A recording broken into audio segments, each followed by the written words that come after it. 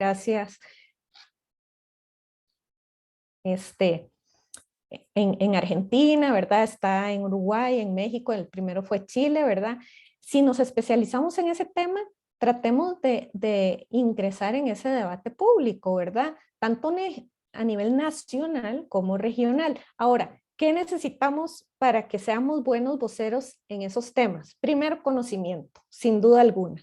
Entonces, no podemos ir a un medio de comunicación si no somos expertos en el tema. Ay, pero entonces nadie es experto en ese tema. No, bueno, me trato de estudiar todo lo posible, pido asesoría, tengo los documentos y ¿qué es lo que busca el periodista? Datos. Entonces, las cámaras, por ejemplo, que muchas veces van a estar en contra de algunas políticas de salud porque y para sus empresas a veces no es lo rentable, ¿verdad? Promover la salud, no todas, pero bueno, las hay. Entonces, ellos van a sacar información de, por ejemplo, KPMG, asesores privados, abogados privados, estudios que hace la misma industria, y en esto me refiero a estudios que ha hecho Philip Morris, estudios que ha hecho Batka, ¿verdad? Y que después salen diciendo que el 95%, no, vamos a ver, que los vaporizadores son 95% más seguros que el cigarrillo tradicional. ¿Eso de dónde salió? Nos vamos, investigamos, vemos, salió de unos doctores, también científicos, pero estaban pagados por la industria. Entonces, puede ser que la prensa no tiene la culpa, les llegaron esos datos y ellos se lo creen. Pero bueno, entonces tenemos que tener la data para decir, en un momentito, es que ese estudio, y bueno, para eso hay sitios web especializados en el tema, está Tabaco Economics, no, creo que estaba, sí, estaba Economics, si no después les doy los sitios web, está también todo el trabajo que hace la Universidad de Bath, todo el trabajo que hace GGTC, investigando cuáles son los datos que son los correctos y cuáles no. Y resulta que ese tal 95% no es correcto, ¿verdad? Pero entonces tenemos que darle a la prensa, ok, cuáles son los datos correctos y tenemos que influir tanto a nivel local como regional, ¿verdad? Con los datos correctos. Y si los encontramos, investigamos y los tenemos, pues dárselos a la prensa, ¿verdad? Y bueno, un medio, valga la redundancia, es el medio de comunicación, pero también hay otros. O sea, está la prensa, ¿verdad? Televisión, radio, medios de comunicación digitales, periódicos impresos, revistas. Pero lamentablemente hay influencers que tienen mucho más seguidores que un periódico serio. Y me digo, hay influencers serios, ¿verdad? Pero todos seguimos en redes sociales, llámese TikTok, llámese Instagram, llámese Twitter, Facebook, YouTube, gente que uno dice, pero ¿de dónde sacó esos datos? Y lo siguen millones de personas. Por ejemplo, ahora estaba viendo que hay una influencer aquí en Costa Rica, que somos un país súper pequeñito de 5 millones, y una de las influencers más importantes de América Latina es una tica.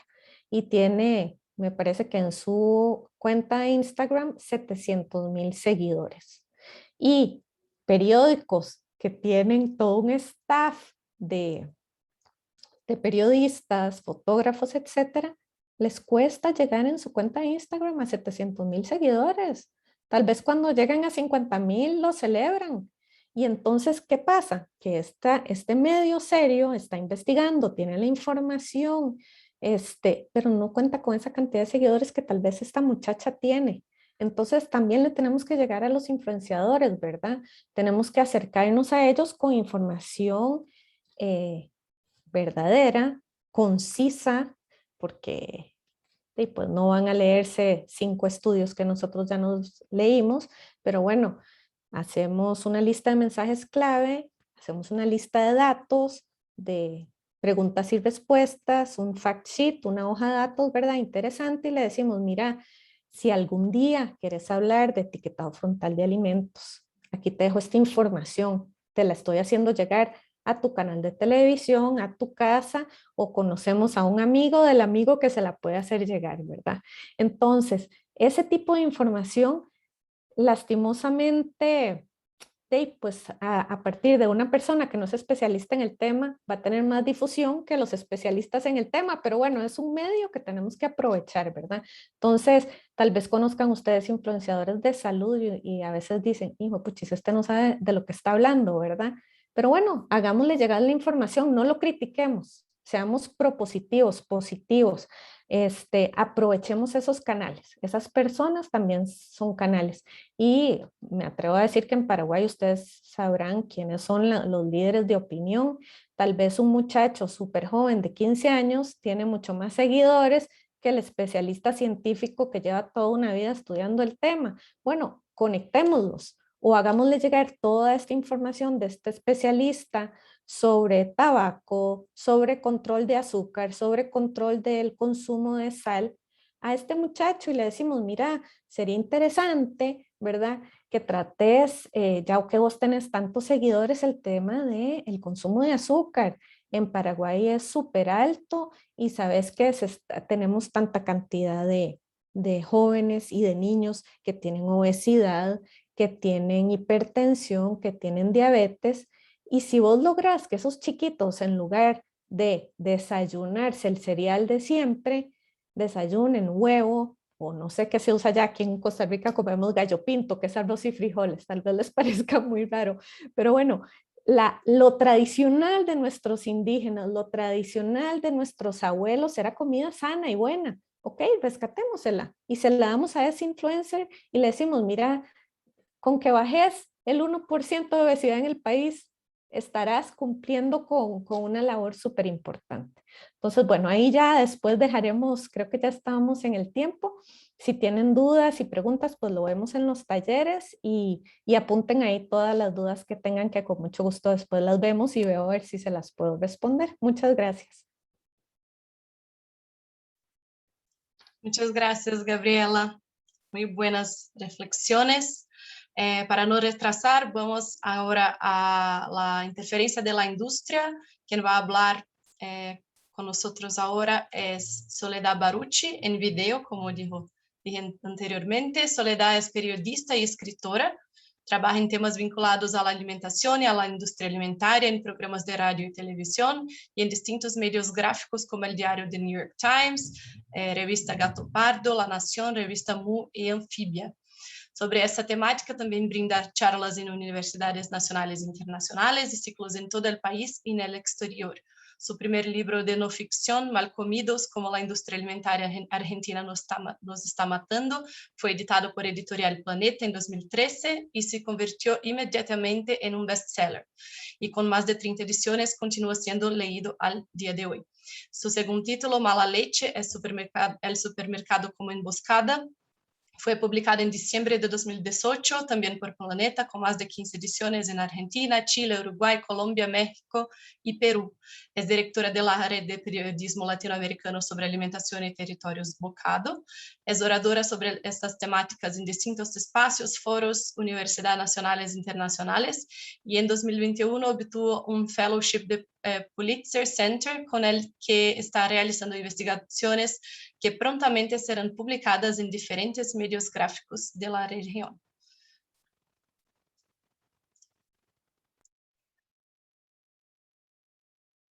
Hola, bueno, muy buenos días. Muchas gracias por esta invitación a participar de este encuentro. Yo soy periodista, me llamo Soledad Barruti, soy argentina y trabajo en temas vinculados con la industria alimentaria y la alimentación hace bastantes años. Publiqué 2 libros, Malcomidos y Mala Leche, y tengo como un máster en sortear la interferencia de la industria alimentaria, que se basa en cuestiones muy siempre obvias y similares, pero que cuesta muchísimo determinar.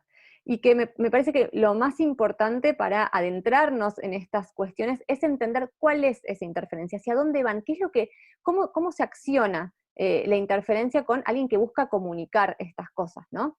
Ya sabemos cómo la industria interfiere en políticas públicas, cómo hace lobby, cómo financia campañas políticas, cómo financia en muchos casos profesionales de la salud. Ahora, ¿cómo eso drena hacia la construcción de la información que lo que busca es contar una historia real, defender una política pública, contar un caso, por ejemplo, como el de el aumento de las enfermedades no transmisibles vinculadas al cambio trágico en la alimentación que padecemos en América Latina. Bueno, todas esas cosas son un poco más difíciles de descubrir, al menos para mí lo fueron durante un tiempo, y creo que el principal punto que tienen, y que es coincidente tanto para la industria alimentaria como para la agroindustria, es la deslegitimación de quien está contando lo que sea que cuenta. La idea de que un comunicador es alguien que no cuenta con el bagaje suficiente para meterse a contar y a narrar esa cuestión. Yo fui acusada de intrusismo por nutricionistas y sociedades de nutrición afines a la industria alimentaria, aunque yo jamás prescribí una dieta, hablo de nutrientes ni digo a nadie lo que tiene que comer, por el simple hecho de estar hablando de nutrición y hablando de cuestiones nutricionales, sobre todo a la luz de las peleas por la ley de etiquetado que ayer se convirtió en ley en Argentina, hubo una cantidad de movimientos muy grandes. ¿En qué consistieron estos movimientos? Por ejemplo, los comunicados oficiales de organizaciones muy legitimadas en Argentina, como por ejemplo la Sociedad Argentina de Nutrición y afines, a los medios de comunicación pidiendo y exigiendo que no se diera voz y que no se hablara de cuestiones nutricionales, salvo que uno fuera nutricionista, técnico en alimentos o carreras afines, cuya matrícula pudiera dar aval de saber alrededor de estas temáticas. La deslegitimación, por supuesto, no atiende nunca al trabajo en sí. Y por eso me parece importante entender, porque muchas veces dice, pero si mi trabajo es muy riguroso, si yo lo que estoy haciendo está comprobado, tengo una cantidad de fuentes que muchas veces es más largo que el texto, ¿cómo puede ser?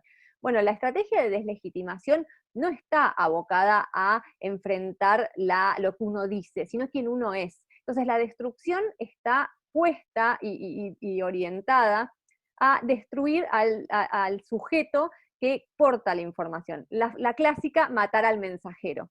Ese matar al mensajero es una de las estrategias más fuertes de la industria, y me parece que tenemos que tener en cuenta esa estrategia, porque si no muchas veces nos encontramos ante una situación de muchísima frustración, de muchísima violencia y de muchísima dificultad para acceder a esos canales de comunicación que son los que uno desea.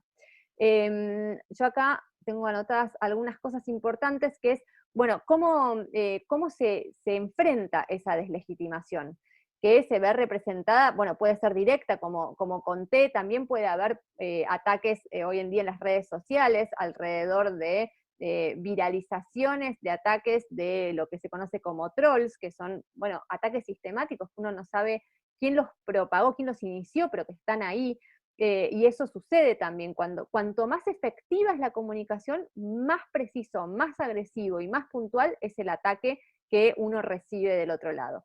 Entonces, ¿qué es lo que hice yo o qué es lo que recomiendo que deberían hacer quienes estén trabajando en estas temáticas desde la comunicación, inclusive desde la academia? Porque la deslegitimación no solamente se hace a mí por ser periodista, hay deslegitimación a científicos muchísima, a trabajos científicos muchísima, y lo que se deslegitima generalmente es no lo que dice, sino la intención con la que lo dice, si esto en realidad está cargado de ideología, si esto en realidad no es una búsqueda política. Se orada la imagen de lo que uno quiera comunicar, amparándose en estrategias de lo más sucias posibles. Entonces estas recomendaciones van a todos y a todas.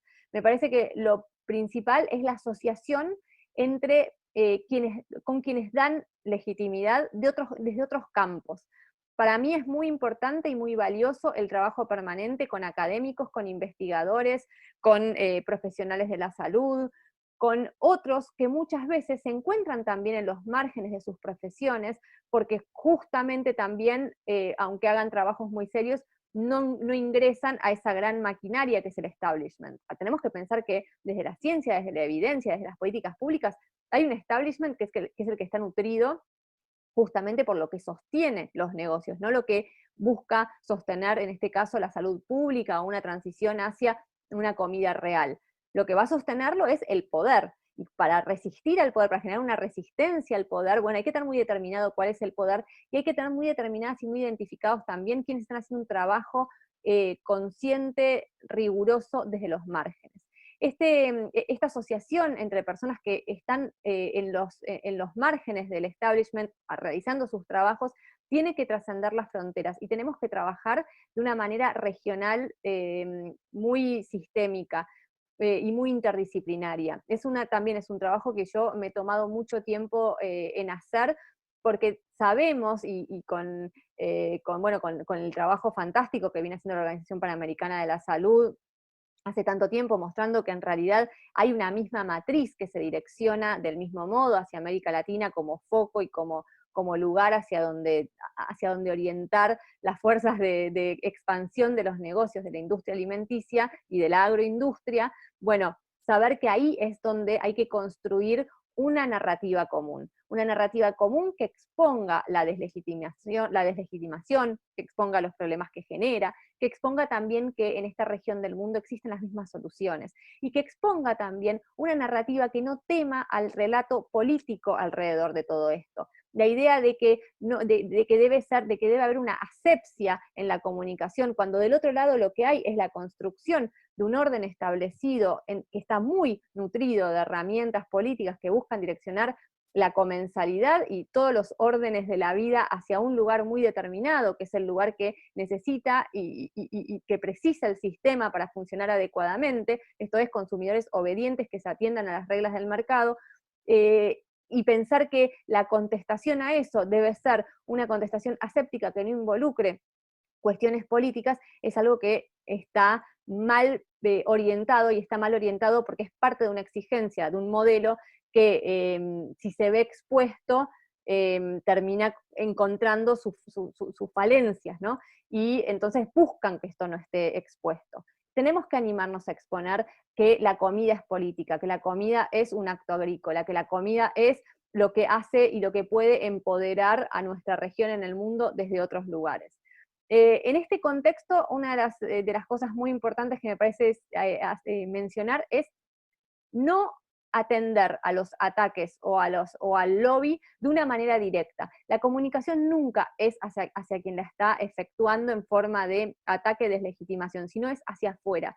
Hay que buscar que la comunicación no sea como si fuésemos iguales. No hay un igual entre una gran compañía de la agroindustria o una persona que está narrando las conflictividades o investigando las conflictividades que atienden. Lo que hay de un lado es una intención muy clara a la que va a dirigir todas sus energías y fuerzas, y del otro lado lo que hay somos sujetos que estamos intentando desarmar justamente ese dispositivo de poder y ese dispositivo engañoso que atenta contra la sociedad. Entonces, tenemos que saber eso como para no desgastarnos en discusiones que realmente devengan luego en cosas que no tienen ningún tipo de salida, porque lo que termina haciendo eso es englobar, encapsular los debates hacia lugares y hacia conversatorios y conversaciones que solamente desgastan y que no terminan en nada que tenga una incidencia real sobre las personas con las que nosotros debiéramos trabajar, ¿no? O sea, lo que estamos buscando es una mejora en la sociedad. Entonces hay que, en todo caso, hablar o buscar, sí, dedicar al mismo tiempo a buscar afinidades, tanto sea dentro de la academia como dentro de quienes están trabajando en políticas públicas, quienes están trabajando en la comunicación. Siempre ir desde la alianza antes que desde un combate directo con quien está ejerciendo ese movimiento, o de deslegitimación o de búsqueda de, como se dice en Argentina, ensuciar la cancha.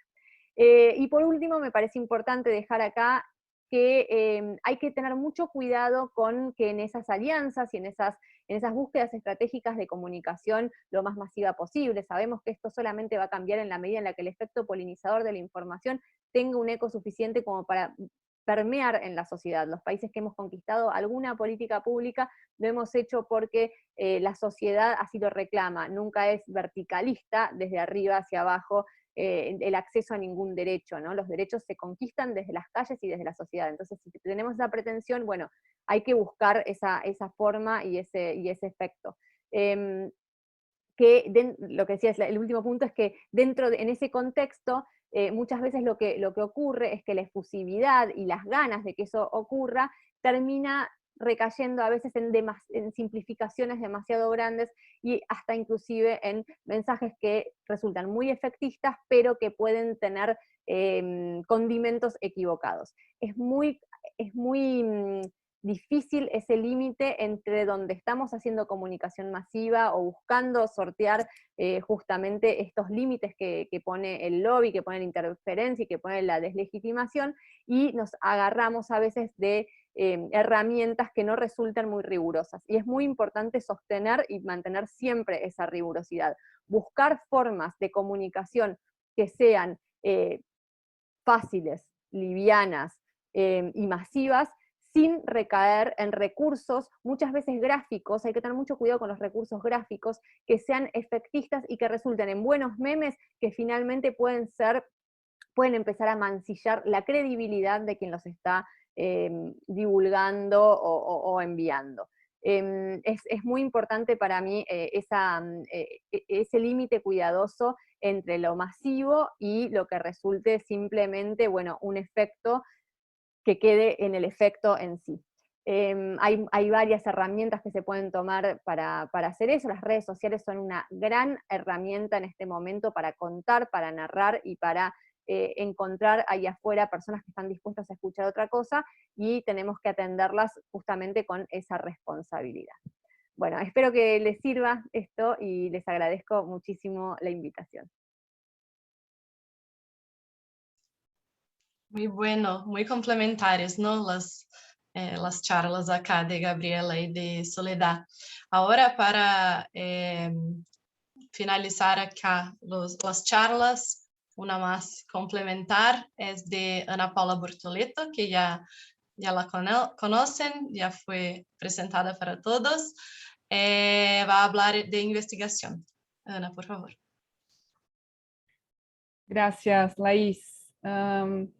Creo que considerando las presentaciones que tuvimos hoy por la mañana y ahora con Gabriela y Soledad, espero que tengan fijado que esta tarea de incidencia política necesita mucho que tenga una perspectiva interdisciplinaria, ¿sí? Solo yo y Camila creo que somos nutricionistas, los demás periodistas, abogados, sociólogos que hablaron acá hoy, y que creo que este es un mensaje clave que espero que tengan para pensar en estrategias y planes para incidencia política. Y una segunda mensaje clave que creo que es muy importante es cómo utilizar nuestro conocimiento y como una herramienta para construir narrativas, ¿sí? Nosotros tenemos un importante rol de desarrollar y identificar las prioridades para investigación que queremos estudar, que queremos qué preguntas queremos hacer para investigar, y creo que las respuestas vienen cuando es posible identificar cuáles son las respuestas que van a contribuir para esta narrativa que va a apoyar las políticas públicas. Entonces creo que son dos mensajes que espero que les parezcan bien y muy claras y importantes para el trabajo de incidencia política. Una cosa que quería agregar es lo que hablamos el día de hoy. Es un punto que siempre somos contestados como activistas o como investigadoras, que es cuánta evidencia es necesaria para hacer un cambio político. Muchas veces, en el caso de etiquetado, pero muchos otros, se discute como, no tenemos un estudo randomizado, controlado, representativo de todas y todos, entonces esta política no sirve, no puede ser implementada. Y con esto es una simplificación, una reducción de la mirada de cómo hacer políticas públicas, que me recuerda mucho de la discusión de nutricionismo. que Georgi Skrinis escribió hace 10 años de esta visión que nosotras fuimos, nuestra formación en nutrición he traído mucho, creo que ahora está cambiando, pero aún es muy fuerte de mirar solamente para una compartibilización de la alimentación en nutrientes y una visión ideológica que debemos partir nuestra mirada de nutrientes para construir las políticas y que esta debería ser la ruta para estos cambios. Y con esta mirada sabemos que la industria es beneficiado mucho de hacer preguntas que muchas veces no eran las preguntas que necesitábamos contestar y priorizar.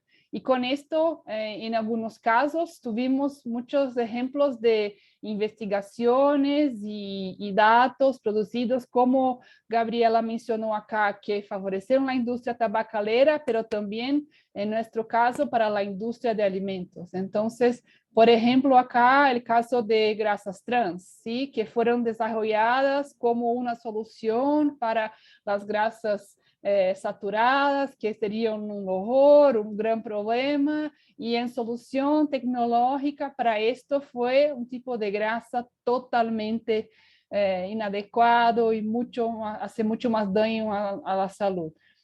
Entonces, solo para trazer un ejemplo para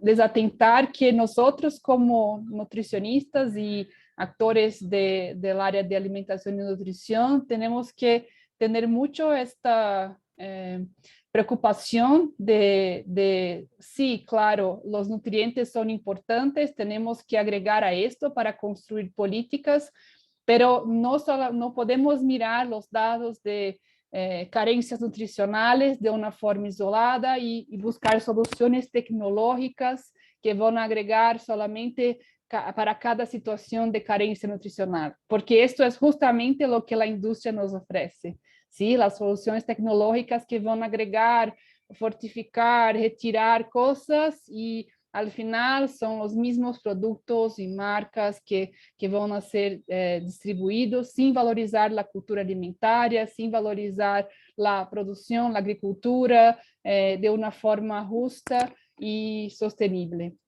Entonces, creo que este camino de elegir cuáles son las preguntas y cuáles son las prioridades para investigación pasan por esta construcción de narrativas y por esta mirada de tener en cuenta cómo no considerar apenas una visión reduccionista de la nutrición, pero sí con un abordaje amplia de padrões alimentarios, de la cultura alimentaria y de que son estos actores económicos que muchas veces traen soluciones que parecen ser, son más fáciles, todos están en favor, pero muchas veces que son las que van a retrasar por mucho tiempo el avance de otras.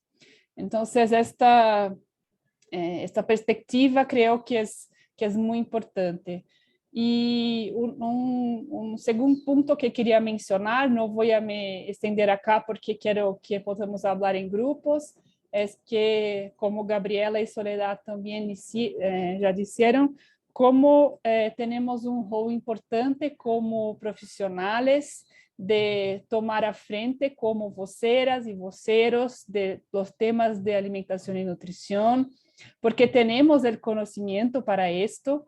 Y yo sé que para mí, en principio, cuando empecé a hablar con la prensa, con periodistas, tenía miedo que van a cambiar lo que voy a decir, que van a, bueno, escribir otras cosas, que esto se pasa, ¿sí? Se ocurre, es verdad, no voy a decir que no, pero es un ejercicio muy importante de diálogo, incluso con los periodistas, que son los que van a escribir y son a elaborar la opinión pública acerca de los temas que queremos avanzar. Entonces, si no somos nosotros que asumimos este rol de hablar con la prensa, de poner nuestras voces en esto, no vamos a cambiar, por ejemplo, la visión reduccionista de la prensa de hablar, por ejemplo, de las dietas, de las dietas milagrosas, de los nutrientes milagrosos, que sabemos que son los temas y pautas que aparecen mucho más y mucho menos de los temas de cambios de los ambientes alimentarios, ultraprocesados y políticas que queremos avanzar. Entonces, solo para decir que este rol es muy importante y también el rol de traducir las evidencias. Yo he visto que acá hay un ejemplo de website que tiene evidencias que pueden ayudar, y voy a poner acá una experiencia desde IDEC, que es Alimentando Políticas, que es una plataforma que estamos queriendo desarrollar más, pero empezamos y proponemos presentar las evidencias científicas de una forma más fácil y traducida para los actores que que trabajan junto con los tomadores de decisión. Claro que no esperamos que va a ser un diputado, un senador, una senadora o una ministra que va a mirar estos datos directamente, pero sabemos que hay un grupo de actores en gobierno, de técnicos que necesitan de estas informaciones traducidas, rápidas, fáciles de accesar para construir y argumentar acerca de sus políticas.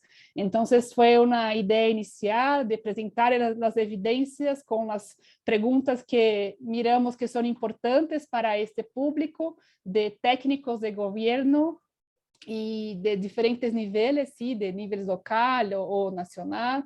Y creemos que es una herramienta muy importante para investigación. Siempre que queremos hacer una investigación para cambiar algo, es importante planificar esta etapa de traducción y cómo vamos a publicizar estos datos. Incluso a veces, en algunos casos, si vemos acá en Brasil, tuvimos que diseminar los datos antes de la publicación científica, ¿sí? Porque se toma tiempo, las revistas tienen tiempo de hacer la revisión, y acá tuvimos que tomar algunas decisiones, como ya dijeron acá, de comité de ética, pero también para nosotros acerca de los plazos de publicaciones que tuvieron que ser negociados con las investigadoras del grupo, porque sabíamos que teníamos que garantizar el dato diseminado en los tiempos políticos adecuados.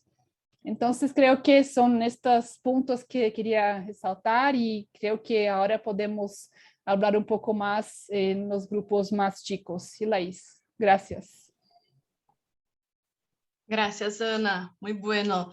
Sí, el timing de la política y de la comunicación es muy más corto que de la investigación, ¿no? Entonces, precisamos practicar para tener todas las cosas que necesitamos listas para el momento político adecuado y todo. Y también como voceros es muy importante la traducción que Ana ha dicho. Es importante también como voceros sabermos cómo traducir y hablar con la población en general, ¿no? No solamente los periodistas, pero también los investigadores. Ahora, para los grupos más chicos, vamos a tener 2 rondas de discusión. Entonces, vamos a los grupos chicos, y quién va a cambiar de los grupos somos nosotras. Entonces, la moderación y las personas que harán el reporte.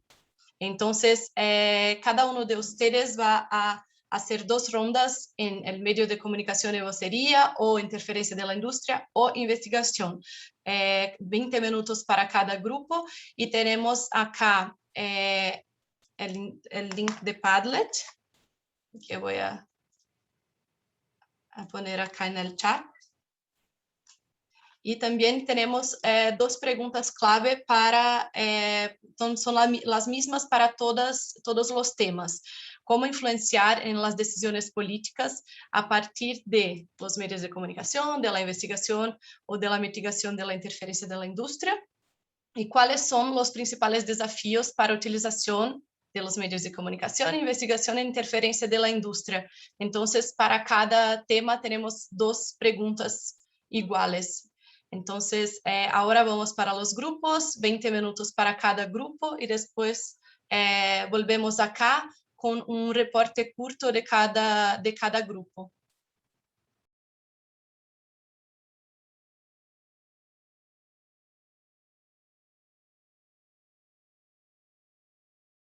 Listo.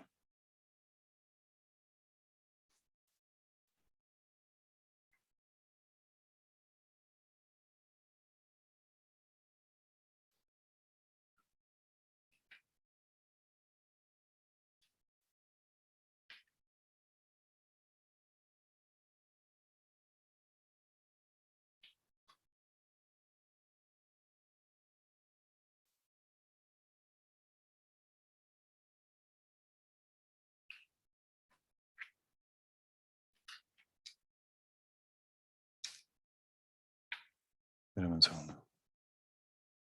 Me quedo volando acá.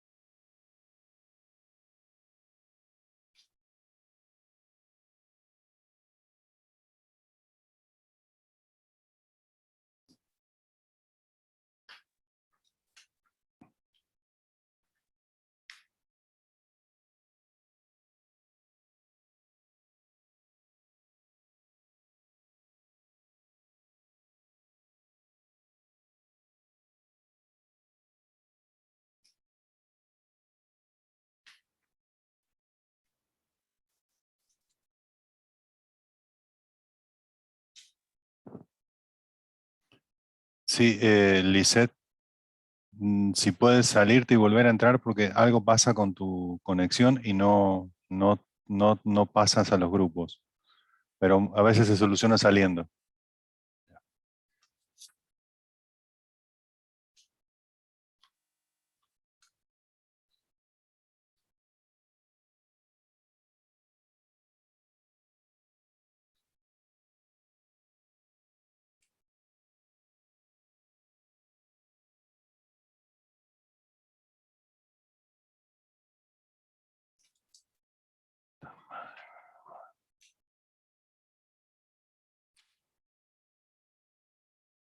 Karina Mori.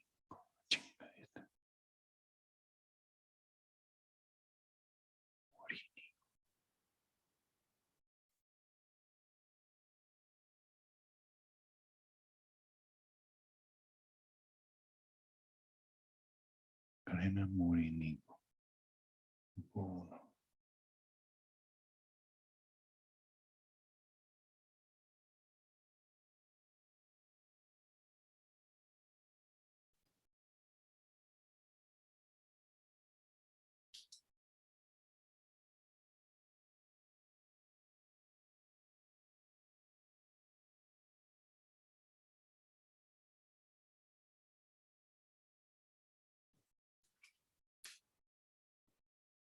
Listo. Gracias, Ale.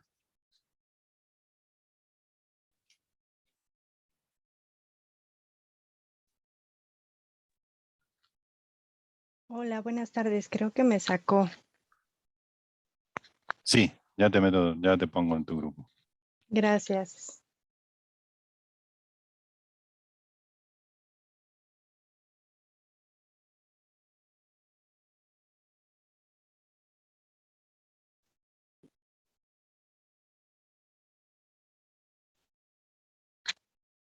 No sé por qué no estás pasando a los grupos. Estoy en el grupo 3. Sí.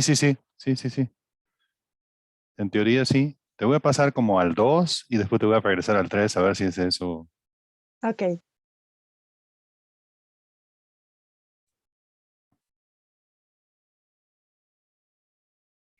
Es como que no vas. Como